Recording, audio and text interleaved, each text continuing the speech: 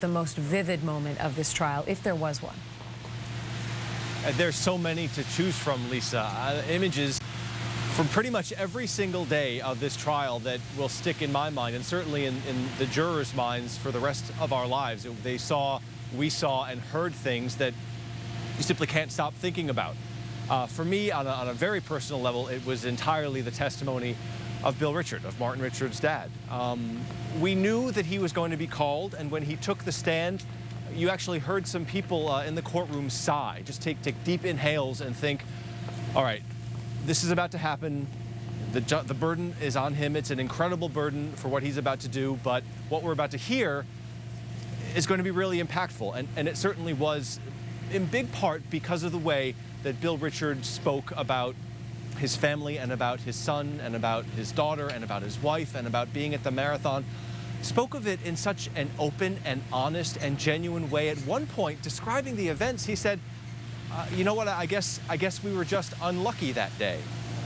That gives you a little window into how he is processing this unfathomable tragedy. And actually, in the middle of closing statements, just yesterday, I believe it was, or the day before, the prosecution seized on that and really reminded jurors that nothing about the marathon bombing, this was Alok Chakravarti giving the closing statement, saying nothing about the bombing was unlucky or accidental. He said it was a cold, calculating, bloodthirsty plan pulled off by Johar Tsarnaev and his older brother Tamerlan.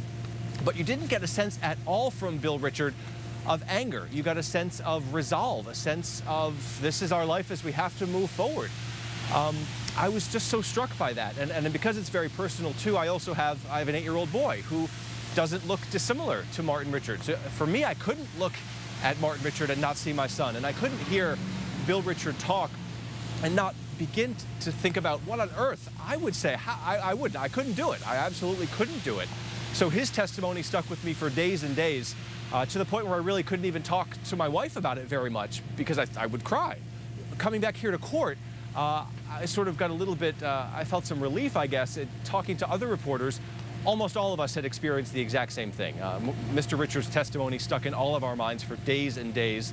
And part of the only reason that it was pushed out, I guess, of the 4 of our minds is because of all the other horrible and troubling and difficult testimony and images that we heard and saw that followed Mr. Richard. But if you ask me, you know, a couple of years from now or years, forever from now, really, what would stick with me, it's going to be seeing Bill Richard on the stand talking about his little boy.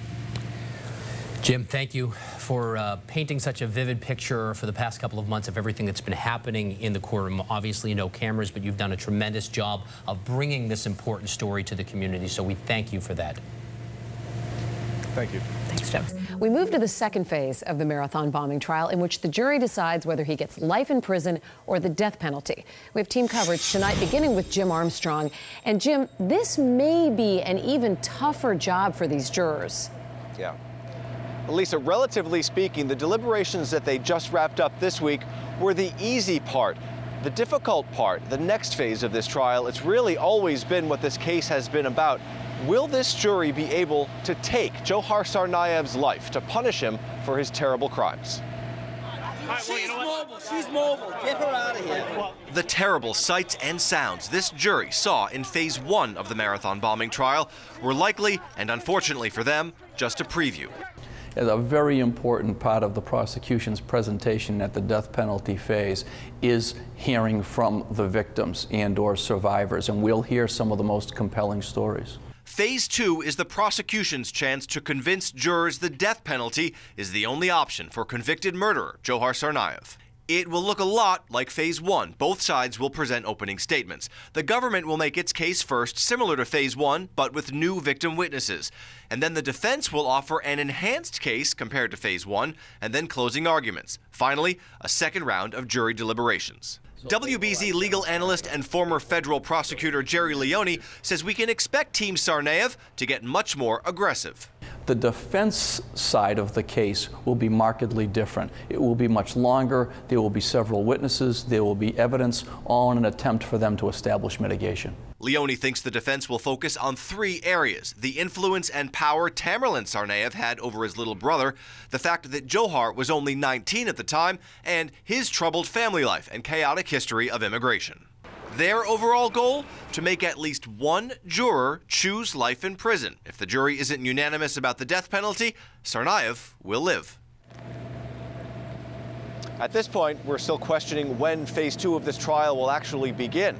After the verdict came down, the judge informed the jury they'd get a call from the clerk telling them when they had to show up next, probably next Tuesday or Wednesday. Live outside federal court, Jim Armstrong, WBZ News. David? Yeah, they could probably use a few days off. Jim Armstrong, thank you. So when it comes to the death penalty in this case, where do some of our top political and civic leaders stand? John Keller is here with a closer look at that tonight. John? More in South Boston. Jim? Well, once again today, David, this jury heard a lot of information about the Tsarnaev family, but not a lot about Dzhokhar Tsarnaev himself. And that's actually part of the defense team's strategy.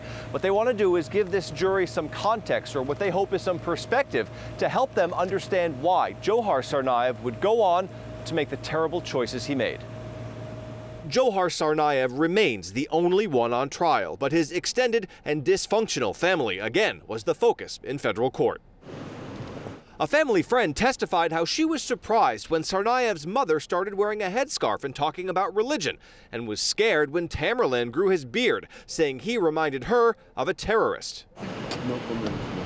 The psychiatrist who treated Anzor Tsarnaev told the jury how the family father was, quote, a very sick man who suffered from paranoia, depression, anxiety, and post-traumatic stress disorder, all a result of his tortured upbringing in his homeland. Then jurors heard from a Princeton professor about that troubled homeland and how in Chechen culture, an older brother like Tamerlan can have huge power over the entire family.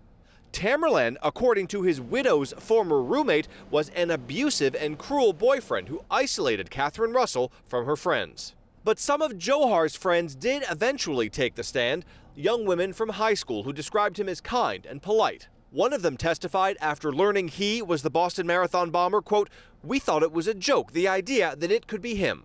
One of Dzhokhar's buddies from the Cambridge Ring and Latin School wrestling team also testified, saying, quote, I honestly never would have imagined he could do something like this. One big question right now, how much longer the defense will take before they end their case. Their list of witnesses does remain sealed, but we have a bit of an idea of who they have yet to call based on their opening statements. They're expected to call at least one person who will testify about the development of the teenage or adolescent mind, and at least one person who's going to testify about what conditions are like inside the Supermax prison facility in Colorado, where Tsarnaev is expected to be sent if, in fact, this jury sentences him to life in prison. So at least those two witnesses, probably some more, figure maybe another day or two at least worth of testimony before the defense wraps up its case. Live outside federal court, Jim Armstrong, WBZ News. David? All right, Jim, thank you. Of course, Jim live tweeting every day.